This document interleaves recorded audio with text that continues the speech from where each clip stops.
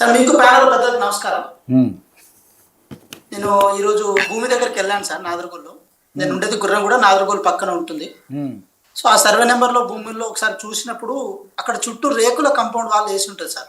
ఉమ్, పాత పడిపోతుంది, చిలుము పడుతుంది. ఎప్పుడు వేసిరని చెప్పి చుట్టుపక్కల వాళ్ళని సెక్యూరిటీ వాళ్ళు, ఎందుకంటే అక్కడ మొత్తం అసైన్మెంట్ భూములే ఉంటాయి సార్. అక్కడ మాక్సిమం గవర్నమెంట్ భూములు ఎక్కువ ఉండవు. ఉమ్, ఎప్పుడు వేసారు ఏందని అడిగినప్పుడు ఇదంతా 2021-23 ఆ ప్రాంతంలోనే ఆ చుట్టుపక్కల మొత్తం రేకులు వేసి ఉంచున్నారు. అక్కడ మొత్తం దాన్ని ఇది చేసుకున్నారు. అక్కడ రైతులు చాలా మంది ఆ డిపాజిట్ కొంచెం ఫస్ట్ అమ్ముకున్నారు. అంటే ఒకే భూమిని రెండు సార్లు అమ్ముకున్నారు సార్. అసైన్మెంట్ భూములను ఇది కార్పొరేట్ శక్తులకు అమ్ముకున్నారు. అంటే అక్కడ ఉన్న రైతులకి, ఇది కొన్న వారికి అమ్మిన వారికి మధ్య జరిగిన చర్చ. ఇదే విషయం 2005లో వనసరపురం పోలీస్ స్టేషన్లో కేసు ఫైల్ అయినప్పుడు ఆ రోజు చంద్రబాబు నాయుడు గారు ఈ భూమి ప్రభుత్వం భూమి, మీరు అనవసరంగా పెద్దల దీంట్లో రావద్దని చెప్పిన సందర్భం ఉండే. అయినా సరే రైతులు మాట వినకుండా విడతల వారిగా దాన్ని అమ్ముకుంటూ వచ్చారు. ఒకే భూమిని 2 సార్లు అమ్ముకున్నాను. నేను ఎందుకున్నా అంటే అసైన్మెంట్ భూమిని ఒకసారి రేట్ లేనప్పుడు అమ్ముకున్నారు. ఎందుకంటే ఆదిబట్ల లాంటి ప్రాంతాల్లో, ఆదిబట్ల కానీ, నాదరగోలు కానీ, గుర్రంగూడ కానీ, ఇలా అల్మాస్గూడ లాంటి ప్రాంతంలో ఒక బీడు వారిన భూముల లెక్క ఉండేవి. తర్వాత వాటికి రేట్లు పెరిగినాయి. రేటు పెరిగినప్పుడు ఆటోమేటిక్గా రైతుల్లో కూడా అవగాహన వచ్చేసరికి ఆ కంపెనీలను ఏదో విధంగా కొంతవరకు వాళ్ళని బతిమిలాడో ఏదో విధంగా ఆ భూములకు రేటు కల్పించి మళ్ళీ ఇంకోసారి కూడా పైసలు తీసుకున్న సందర్భాలు ఉంటాయి. అంటే ఇది ఆ కంపెనీ వ్యక్తులకు రైతులకు మధ్యన జరిగిన చర్చ. ఇక్కడ పొంగులేటి గారు ఎందుకు వచ్చిర్రు, పొంగులేటి గారికి ఏం సంబంధం, దీని మీద మనం మాట్లాడాల్సిన అవసరం ఉంది. హరీష్ రావు గారు అంటే హరీష్ రావు గారు లాంటి ఒక వ్యక్తి, ఎందుకంటే గత ఏడు సార్లు ఎమ్మెల్యే, 10 ఏళ్ళు ఆయన మంత్రిగా ఉన్నటువంటి వ్యక్తి, ఆయన ఎలిగేషన్ లో అంత రాంగే ఉందంటారా? అందులో నిజాయితీ లేదు. అది మీరు జస్టిఫికేషన్ మీరు చేయదు రవి గారు. నేనేమంటున్నా అంటే ఇప్పుడు హరీష్ రావు గారు పొంగులేటి గారిని బ్లాక్మెయిల్ చేస్తున్నారని అనుకోవచ్చుగా. ఇప్పుడు 10 సంవత్సరాల పాటు వారు ఏదైతే భూములు సంపాదించుకున్నారో ధరణి పేరుతో, అది భూపార్టీ పేరుతో రీప్లేస్మెంట్ ఇన్ కేసు ప్రోబేటరీ లిస్ట్ లో కనుకపోతే అప్పుడు హరీష్ రావు లాంటి వాళ్ళు పెద్ద మనుషులందరూ బాధితులు అవుతారన్న కారణం చేత ఇక్కడ బ్లాక్మెయిల్ చేయొచ్చుగా. అట్లెందుకు అనుకోవద్దు. బాలపూర్ ల్యాండ్ వాళ్ళ సోదరులకు సంబంధించిన ల్యాండ్ విషయంలో కానీ మరి సరే, ఒకవేళ నిజంగా ఎలిగేషన్ చేస్తే వాస్తవాలు చెప్తున్నప్పుడు మీరు నన్ను అడ్డుకుంటాం కాదు. ఒక చిన్న నేను ఇప్పుడు హరీష్ రావు గారు ఇంత ఘనంగా దీని గురించి మాట్లాడుతున్నప్పుడు దీని మీద కనీసం అర్జెంట్ ఎవరే నీకు దీని మీద ఆధారాలు చూపించారు? పొంగులేటి గారు అంటే దీని మీద స్పందించలేకపోయారా? ఏంటి కారణం? స్పందించలేకపోవడం మౌనం అర్థాంగీకారమా? పొంగులేటి గారు దీని మీద ఎందుకు స్పందిస్తారు? పొంగులేటి గారినే కదా ఆయన టార్గెట్ చేస్తుంది, పొంగులేటి గారినే కదా ఆయన మాట్లాడుతుంది, పొంగులేటి గారు కుటుంబ సభ్యులే కదా. రవి గారు చెప్పండి. ఎవరినైనా టార్గెట్ చేయాల్సి వస్తే ఆధారాలు లేకుండా టార్గెట్ చేయాల్సిన అవసరం కూడా లేదు సార్. రాజకీయంగా అయితే ఎలాగైనా టార్గెట్ చేయొచ్చు, కానీ అల్టిమేట్ గా రాయి తగులుతుందా తగలట్లేదా అనేది చూసే ప్రయత్నం చేస్తుంటారు. ఒట్టి నాగలపల్లి భూములు సరే 2 మధ్యలో పంచాయతీలు ఉంటే అక్కడ పంచాయతీలో పొంగులేటిని కానీ దూర్చిర్రు, ఇక్కడ ఈ భూములో పొంగులేటిని కానీ దూర్చిర్రు. అంటే పొంగులేటి గారు లాంటి పెద్ద మనిషిని భూముల పంచాయతీలో దూర్చడాన్ని ఒక ఈజీ టాస్క్ గా అనుకుంటున్నారు బీఆర్ఎస్ పార్టీ నాయకులు. ఈజీ టాస్క్, ఈజీగా కొట్టేయచ్చు, ఈజీగా బదనాం చేయొచ్చు అని చెప్పి అనుకుంటున్నారు. ఎందుకు అనుకుంటున్నారంటే నేను చెప్తున్నాను కదండి, ఈ తెలంగాణ రాష్ట్రంలో దాదాపు 1 కోటి ఎకరాల వరకు భూములు ప్రొహిబిటెడ్ లిస్ట్ లో వెళ్ళడానికి సిద్ధంగా ఉన్నాయి. ప్రొహిబిటెడ్ లిస్ట్ అంటే నథింగ్ బట్ గవర్నమెంట్ భూముల లెక్క అది మార్చడానికి సిద్ధంగా ఉన్నాయి. ఆ భూములు చాలా వరకు గతంలో ధరణి పేరుతో దోచుకున్న భూములే ఎక్కువ ఉన్నాయి. నేను ఆన్ ద రికార్డ్ చెప్తున్నా. నేను ధరణి పోర్టల్లో యాక్చువల్ గా ఉండాల్సిన భూమి 1,30,00,000 అయితే రైతులకు లేకపోతే పట్టాదారులకు 1,55,00,000 భూములను పట్టాల రూపంలో గతంలో టీజీటీఎస్ ద్వారా వీళ్ళు పంపిణీ చేసిరు. ఆ భూములు ఎక్స్ట్రా వచ్చిన భూములు ఎవరికి పోయినాయి, ఎవరికి పోవాల్సిన భూములను ఏం చేసినారని చెప్పి దాని మీద చర్చ జరుగుతుంది. ఒక రెవెన్యూ మినిస్టర్ గా, ఒక కన్సర్న్ అథారిటీ మినిస్టర్ గా ఉన్నప్పుడు వారు దీని మీద చర్చ చేస్తారు.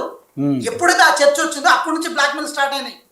ఎస్ పొంగులేటి గారు మా భూముల్ని ఎట్లాగో మమ్మల్ని మీరు ఇందాక అన్నారు కదా గజాన్ని కూడా వదిలిపెట్టమని. ఎస్, గజం భూములు కూడా వాళ్ళు దోచుకున్న వాటిని వదిలిపెట్టం.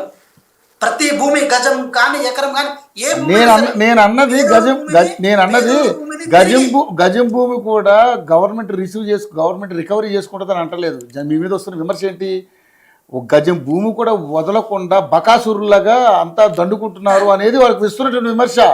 అంటారు సార్, తినడం వాళ్ళకి తెలుసు కదా సార్, అంటారు వాళ్ళు. ఎందుకంటే ఇప్పుడు మాకేంటి కాంగ్రెస్ పార్టీకి ఇవ్వడం తెలుసు, దళితులకు అసైన్మెంట్ ఏది పేరుతో భూములు ఇవ్వడం తెలుసు, అదేవిధంగా పేద గిరిజనులకు ఏది ఇళ్ల పట్టాలు ఇవ్వడం తెలుసు. అది మాకు తెలుసు కాబట్టి మాకు ఇవ్వడం తెలుసు, వాళ్ళకి తినడం తెలుసు. నేనేమంటున్నా రవి గారు, నేను స్ట్రైట్ క్వశ్చన్ అడుగుతున్నా. ప్యానల్ పెద్దవాళ్ళు ఇంతమంది ఉన్నారు.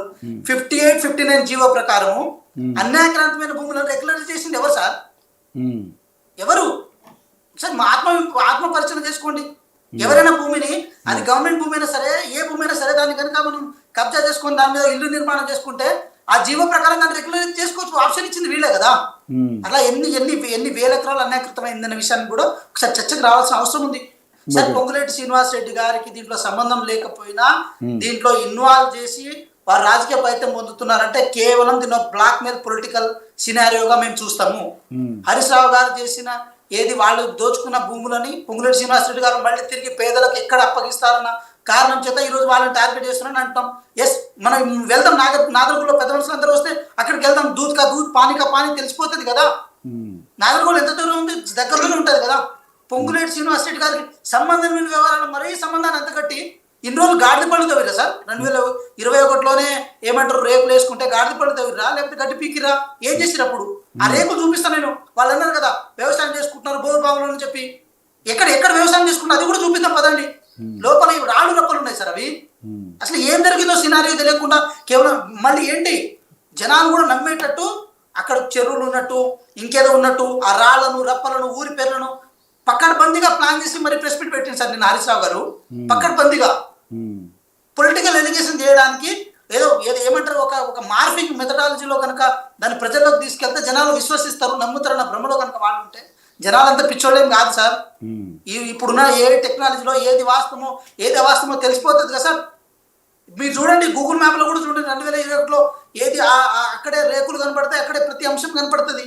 అప్పుడు ఏం చేసిరని అడుగుతున్నాం.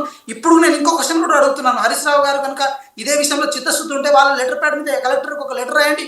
ఈ భూమి యొక్క ప్రతి సినారియో తీయమని చెప్పే ధైర్యం ఉందండి వాళ్ళకి. బీఆర్ఎస్ పార్టీ ఆఫీస్లో కూర్చొని ప్రెస్ మీట్ పెట్టడం గొప్పతనం అనిపించుకుంటుందేమో అని వాళ్ళు అనుకుంటున్నారు.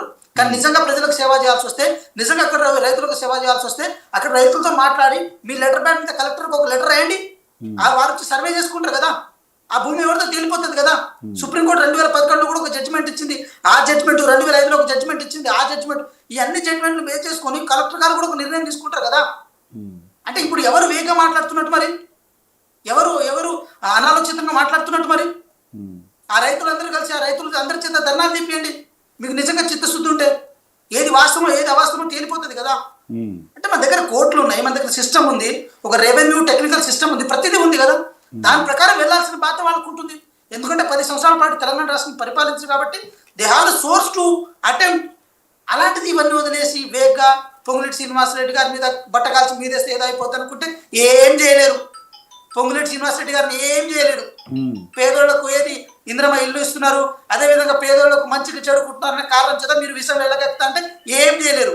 ఎందుకంటే మీరు వారిని పక్కన పెట్టడం ఎప్పుడైతే స్టార్ట్ చేశారో అప్పుడే మీ పతనం స్టార్ట్ అయింది. ఇక మీరానికి చేసేదే ఉంది. కాబట్టి నేను చెప్పడానికి కూడా నేను చాలా బాధపడుతున్నాను ఇలాంటి విషయాలు.